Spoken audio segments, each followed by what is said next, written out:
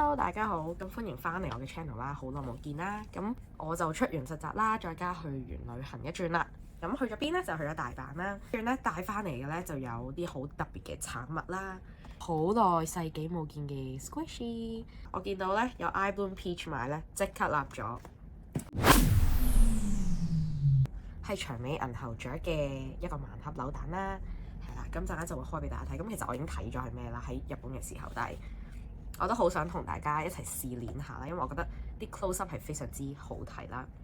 然後咧就有一個唔係 Squishy 嘅盲盒啦，都好想同大家一齊開嘅。呢個就係 Pickles the Frog 啦，係啦。咁咧其實我最想要嘅咧係綠色同奶白色呢一隻啦。咁咧呢度就係打開啦，係綠色嘅，非常之靚。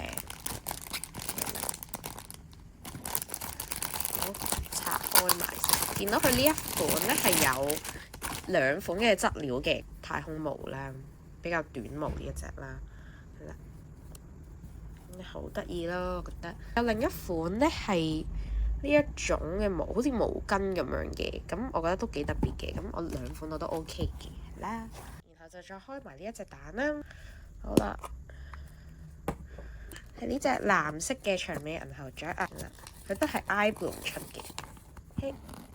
有呢幾款啦，咁其實我最想要嘅係原本呢一款啦，咁但係抽到藍色都幾特別嘅，我覺得。睇先，超 soft 超 squishy，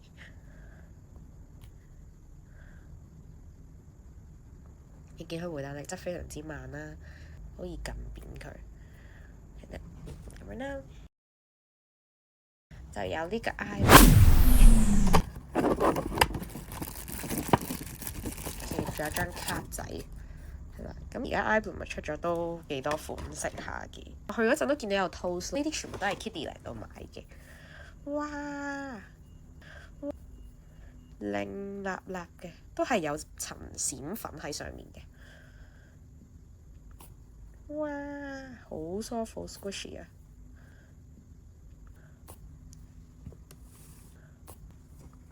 同以前嘅比較咧，好似大粒咗嘅，係啦，即係佢係好似初代嗰隻 size 變翻去。因為買過其他第二代啊、第三代嗰啲咧，佢哋係細粒啲嘅。咁咧呢度就有埋 iBloom 嗰個嘅水印。咁你見到其實佢都係大粒咗嘅，佢個水印。以前係好細粒字，係啦。咁佢陣土味咧都好似以前嗰款咁樣嘅，係有還原到嘅。咁今轉嘅開箱 video 咧就嚟到呢度先啦。其實咧都仲有其他嘅日本片可以俾大家睇嘅，就剪輯緊，努力緊㗎啦。就剪完再俾大家睇啦。咁希望大家中意呢條 video 啦，咁記住 like 啦、subscribe 啦，同埋撳鐘仔，準時收睇我嘅片啦。